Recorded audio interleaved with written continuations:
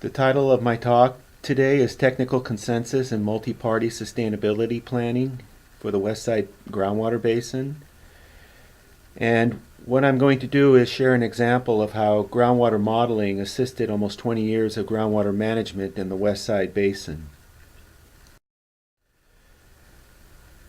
Now we know that SGMA, which stands for the Sustainable Groundwater Management Act, it highly recommends the use of models, and it identifies several objectives for that use.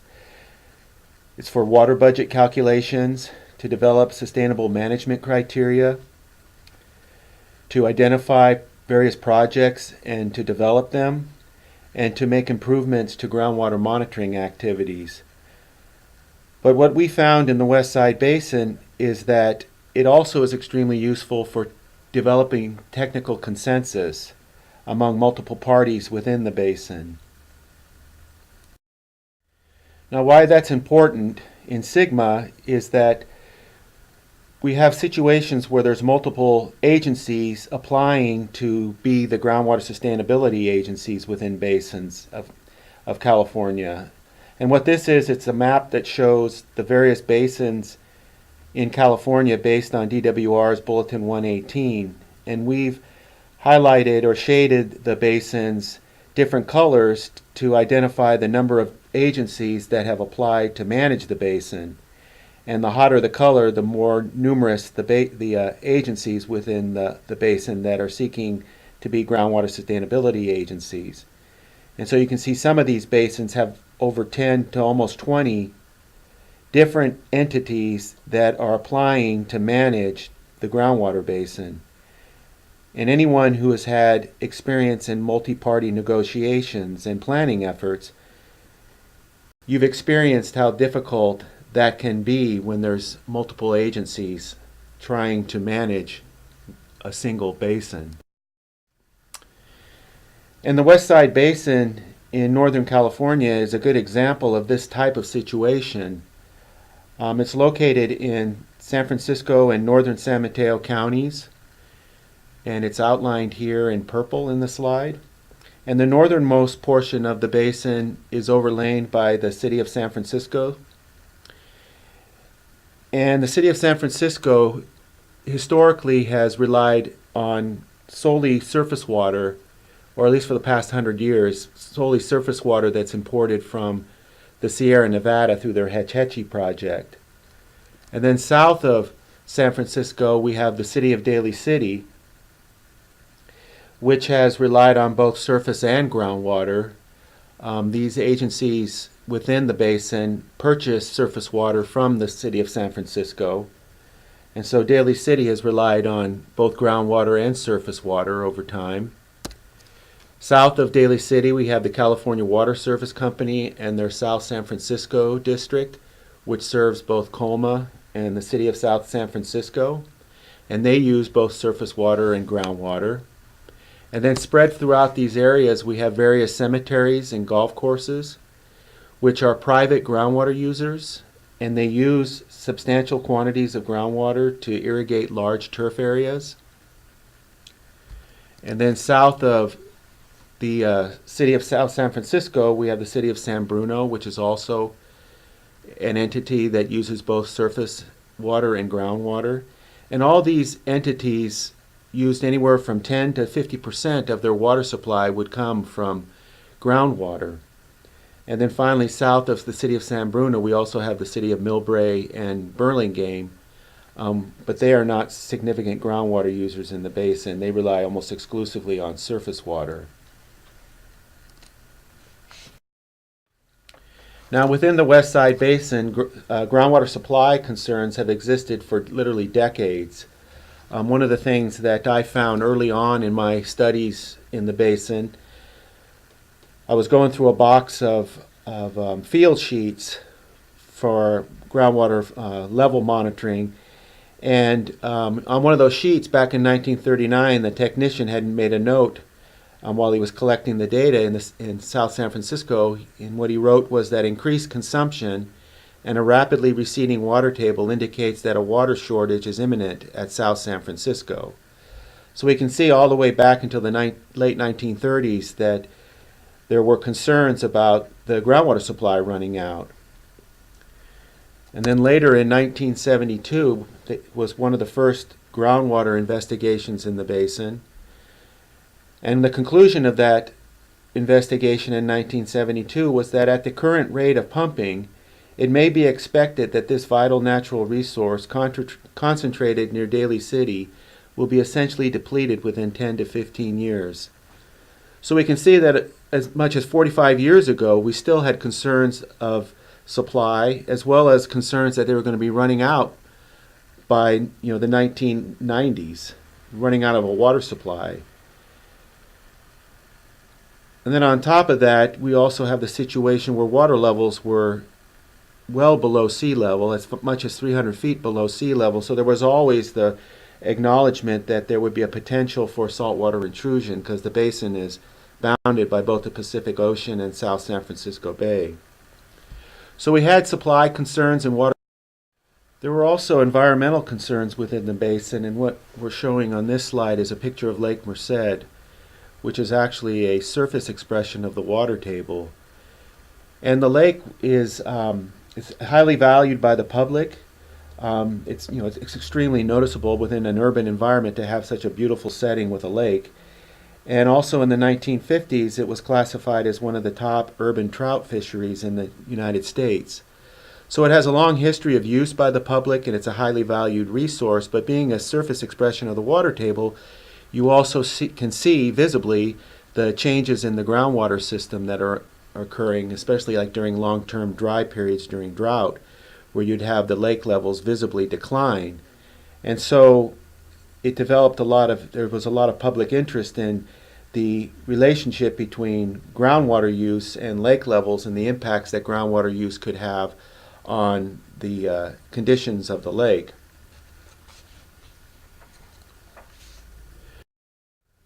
So one of the things that we did early on in developing a management plan for the basin, because there were a lot of supply and environmental concerns, we obtained a local groundwater assistance grant from the Department of Water Resources, and part of that grant was used to develop a groundwater flow model. And what our objective was to just simply take all the information that we have available and try to develop a quantitative understanding of what's going on in the basin based on that available information. And some of the key decisions that we made were these. Starting out, we really didn't know what we were doing, but we were just trying to do the right thing. And so what we did is, initially is we developed a work plan for developing the model, and in developing that work plan, we involved all of the stakeholders, not just those who use the basin for groundwater supply, but also various public entities that had an interest in managing the basin, and specifically for Lake Merced. And we developed that dialogue to develop the work plan that we would base our groundwater flow model development upon. And some of the things that came out of that work plan were that first of all, to use a universal source code, a model source code that was available to anybody who would want to try to understand the model, and we chose ModFlow. We also decided that it was important to have a manual for the model so that somebody could independently review it and develop their own model simulations, to conduct their own analyses. And then finally was to make the model freely available to whoever wanted it. And so we did this. And then also what was really important was, in terms of management, the instructions that we were given for developing the model was to just use it to figure out an answer and then let management deal with it. And this was really important because, first of all, it was important because we were free to interact with anybody in the basin, and we were kept isolated from any confidential discussions that were going on in terms of basin management. We were free to develop, to interact with the public, and we couldn't, there were no secrets that we couldn't share. And then also it was a way of being able to interact with the public and other stakeholders to develop trust over time, because they would understand what you're doing, what your concerns are, what your questions were at the time. And so they had a better understanding of what the limitations of the model would be, and it was just good for basic trust building. And these were the results of our first effort on the model, being version 1.0. And what I was going to do in this talk is to try to show the development of the model over time by using the simulated cumulative change in groundwater storage. And so this shows over the historical simulation period that we developed, it shows the cumulative change in groundwater storage over time in the basin. And you can see that the results were not very promising. The model was indicating that we had, on average, 3,400 acre-feet a year of decline in groundwater storage. And it was basically a continuous decline over time. And one of the naive conclusions that was made in the report on the model was this, that the groundwater flow model is reasonably well calibrated and should provide reasonably accurate results for simulation of groundwater management actions that affect broad areas of the basin. Well, with results like this, it was no surprise that there was a lot of interest in the model and a lot of concerns and criticisms. Rather than develop a defensive posture, what we did was we entered into dialogue with the various stakeholders that had expressed interest in the model. And we developed, it didn't have this title at the time, but what it became was a technical committee that reviewed the model and gave input and developed another work plan for improving the model. And what that work plan entailed was, one was we would do a post audit on the model, because even though we're working with this model over time, other things are going on in the basin in parallel that were that weren't directed by us. Data gathering and analyses and so forth were being conducted to try to improve our understanding of the basin. And so in 2005, when we started our first update of the model, there was already several years of data, new data that had been collected. And so what we did was we developed a post audit on the model, and basically what that is that all of the engine of the model stays the same, but the inputs change, and those inputs were based on things that actually occurred in terms of water use and climate and so forth. And then using the water level data that was collected after 2002, which was the ending point of the initial model version 1.0, we would run the model and compare the results to that updated water level data set, and that would identify potential problems in the model and where things needed to be fixed. Another key part of the update was that in the period since model version 1.0 was completed, a lot of good information had been developed independent of that model on the conceptual model. And there was a lot of good information that was developed on the geology, the hydrostratigraphy in the basin that we would use to relayer the model and reconfigure the model in terms of parameter distributions. And then also there was a big improvement in the estimation of recharge and unmetered groundwater use in the basin, because all the private pumpers, specifically the golf courses and the cemeteries, that none of that pumpage was metered, and so we were having to estimate it based on consumptive use estimates. And so we were able to improve those estimates for both recharged and unmetered groundwater use. And then finally we were able to recalibrate the model input. And this plot shows the change in between model version 1.0 and 2.1, and you can see that there is almost a 50% reduction in the cumulative storage change over time. So by improving the conceptual model and improving our water use numbers, it turned out that the results that were generated from the model, that the supply concerns were not as dire that we had previously thought using model version 1.0. Going Going through that update process, we had developed this system that we used that involved the technical committee. So like between model version 1.0 and 2.1, we would set up this process where the technical committee would review the model, and then collectively we would develop a work plan for updating and improving the model. We would implement that work plan, and then that updated model would be reviewed again, and we would develop a circular process where, where things still weren't where people wanted it, and so we would make the changes and keep going around and around until we finally got it to a point where people could live with it. And I think between version 1.0 and 2.1 there was actually 3 iterations of that process, where we would develop the steps for improving the model, implement them and review it, and then people would see whether it was acceptable.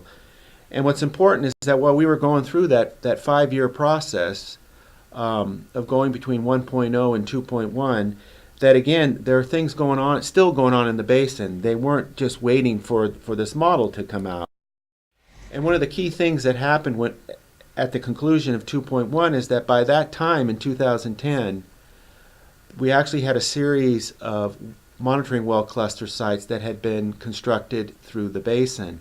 And these monitoring well cluster sites were measuring water levels and water qualities at variable depths within the basin. And it was the first time that we actually had discrete water level information with depth in the basin. And prior to that, all the previous versions of the model, 1.0 and 2.1, we were always relying primarily on long screened wells, former production wells or active production wells, that were screened across multiple water-bearing zones. And it made it really difficult to calibrate the model in any reliable way. And so now we actually had these discrete water level measurements with depth. And when we also had 4 more years of monitoring data that we could use in a post-audit. And so those were some of the key pieces of information that we used to update the model from 2.1 to 3.1. And one of the things I wanted to show was that update process using a cross-section that basically goes through the center of the basin and is aligned closely with those clusters. And so this is a cartoon depiction of that geologic cross-section, and the orange and yellow colors identify the primarily coarse textured materials, while the blues and the grays are identifying the primarily fine-grained silt and clay bodies.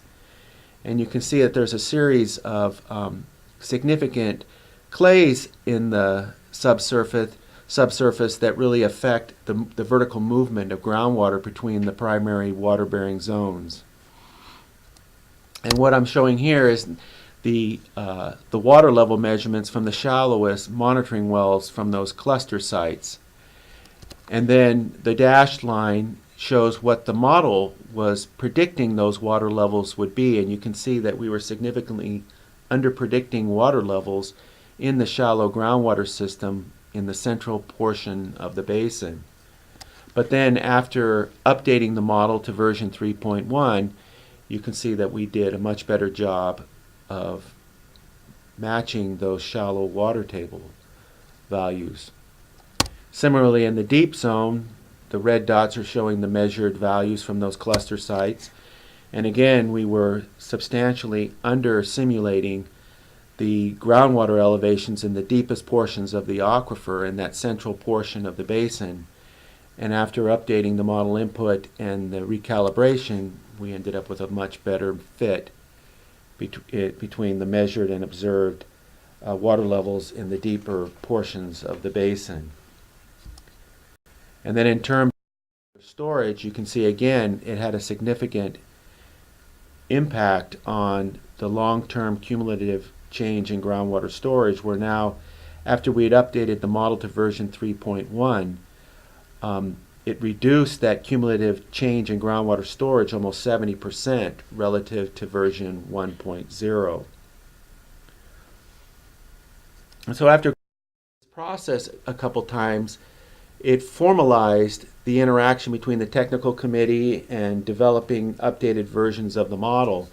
But one of the important things or outcomes of this effort was that version 3.1 finally was the first model version that was actually used to conduct the analysis for the aquifer storage recovery project in the southern portion of the basin and a groundwater supply project in the northern portion of the basin. And the two important points from this experience was that, first of all, those analyses for those projects were conducted by an entirely different party that from the technical committee and from us. They were able to take the model off the shelf using the manual and conduct, a fairly sophisticated analysis of these two projects for developing the plans, primarily for the environmental impact studies that were prepared for these projects. And secondarily, and maybe more importantly, is that at least in terms of the groundwater analyses and the model specifically, the draft EIRs, there were virtually no comments on the groundwater modeling portions of those analyses because everybody was familiar with the model, they had participated in developing the model, and they all had some level of ownership in that model. So there were no arguments against the model and criticisms that were using flaws, perceived flaws in the model to try to stop the progress of these projects. And so that was a really huge contribution that this effort made to that effort, and simplified getting those projects approved and eventually constructed. But nevertheless, even though that analysis was going on for those projects, we continued in our updating efforts because data was still being collected and generated to improve the model over time. And one of the key improvements that occurred was that now with these, where before we had these kind of snapshots of the water levels with depth from the monitoring well cluster sites over time. Over time now, with the monitoring, we had good data to look at the seasonality of water levels with depth. And in this slide, it's showing the water levels in the monitoring wells at one location, and those monitoring wells correspond with specific layers in the model. And you can see that in the shallower layers of model layer 1 and 2, there's not a lot of seasonality, but some long-term upward trends indicated in the water level measurements. But in the deeper model layers, layers 4 and 5, you can see there's a quite substantial seasonality that reflect the seasonal pumping and recharge cycles that go on in the deeper aquifer.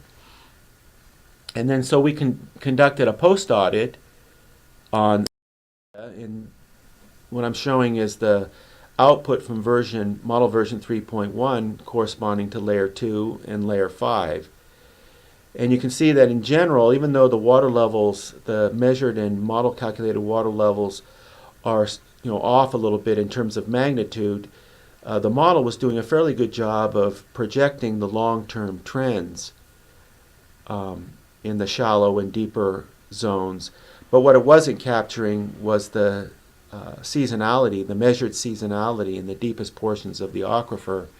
And so after updating the model to version 4.1 and making the changes to the model and recalibrating the model, you can see that then the model was doing a much better job in terms of both the magnitude of the water levels in the shallow and deep zones, but also capturing that seasonal variability in water levels in the deep aquifer.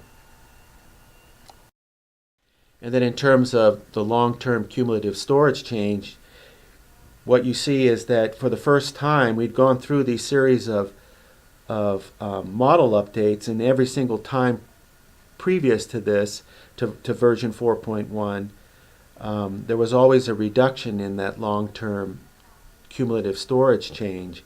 But this was the first time that actually we had an increase relative to version 3.1, where the long-term storage change increased from 1,040 acre-feet per year to 1,500 acre-feet per year.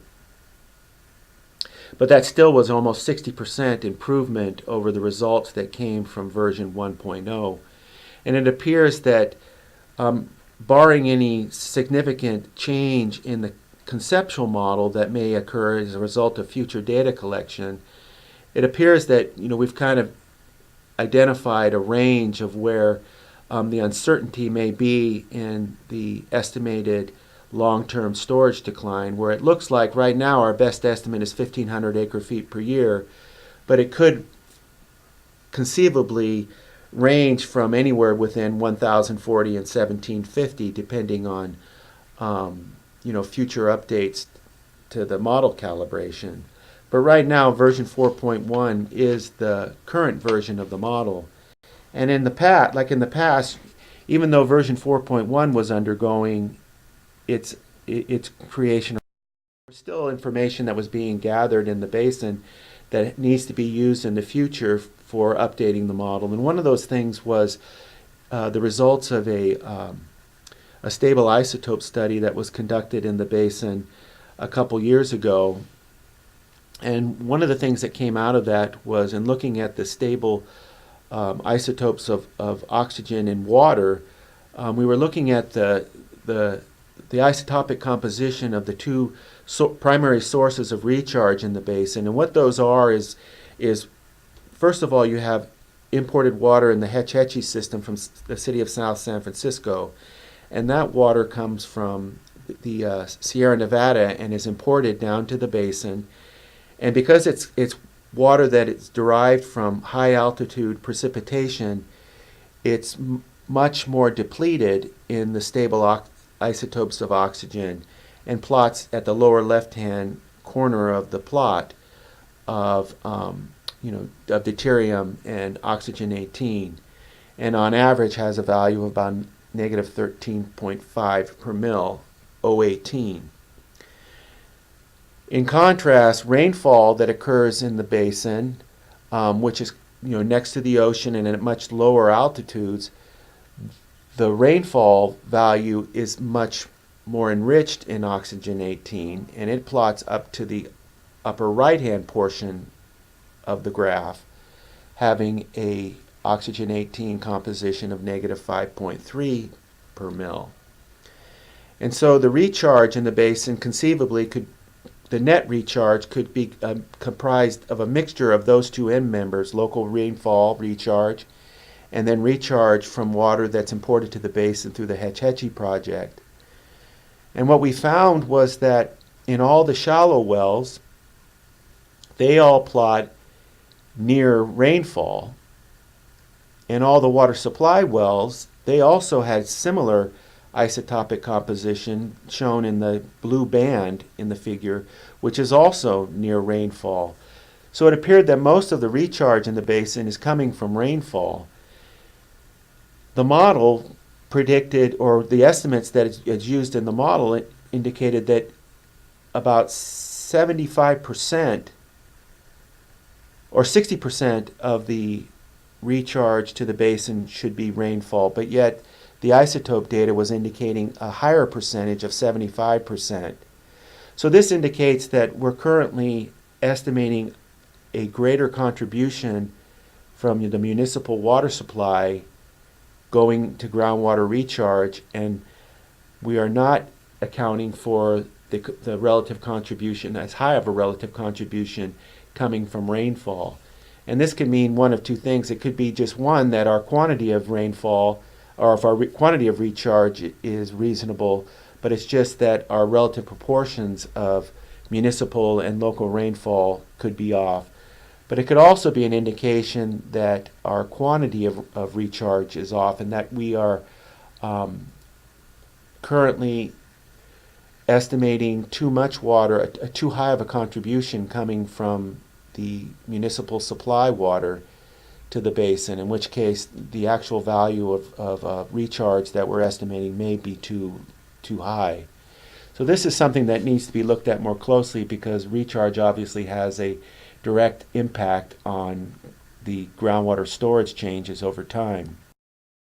A second part of the of the uncertainty in the basin is the is the contribution of underflows that are coming into the basin from the south.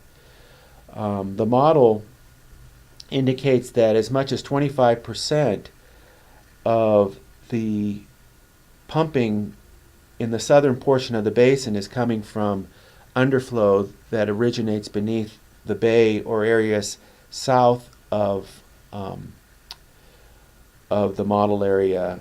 But it's really poorly understood, because even though there's been water levels hundreds of feet below sea level for decades in the southern portion of the basin, there's no water quality data that indicates that saltwater intrusion is actively occurring.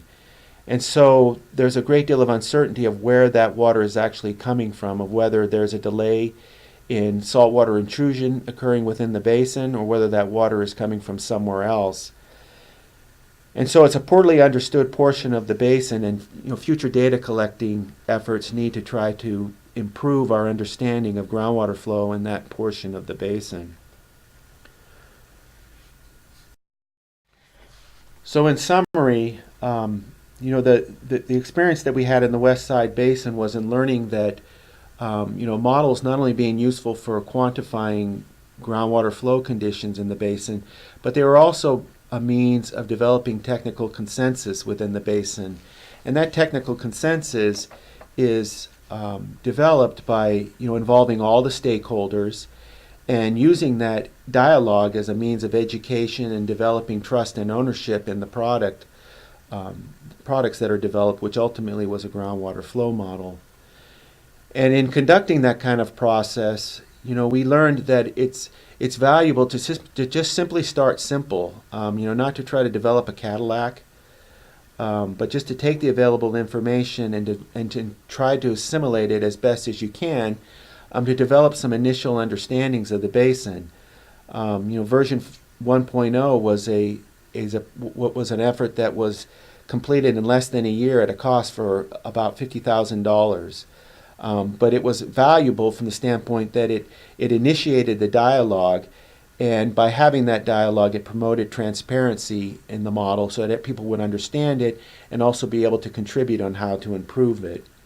And then finally, is that there's the need to understand that even though we develop a model, that models always need to be continually improved, because one of the key contributions that models make is by identifying not so much what we know but what we don't know, and maybe how best to try to resolve those unknowns in terms of future data collection and monitoring. And part of that improvement always needs to be that you have to get your conceptual model right. No matter how much data you collect, if your conceptual model is wrong, your answers are going to be wrong. And then also, in terms of developing a model, we have to always be open to new ideas, new interpretations of the data, to use the models to evaluate potentially alternative hypotheses. In version 1.0 of the Westside Basin model, there were actually two models that represented two different hypotheses of how the groundwater system may be operating in terms of its conceptual model, and ultimately we ended up going with the one that we thought made the most sense. But you still have to be open to changing that in the future. And then finally, as a person who is developing models, you have to always be able to accept the fact that it has its limitations, and that those limitations are going to be identified by people that are reviewing it. And as I said, in many ways, those limitations are the most valuable things to identify from a modeling effort, because they identify what data is needed to be collected in the future to try to improve our understandings of the basin and reduce uncertainty. And then finally, I put together this slide of most of the key players that were involved in developing the model from version 1.0 to 4.1, and I'm not going to name all the names, but it's just, more importantly, it's to convey the concept that it really was a product that was the result of a lot of input by a lot of individuals from different entities that ranged from private water companies to municipal water districts, and the public, and public stakeholders with key environmental concerns. Thank you.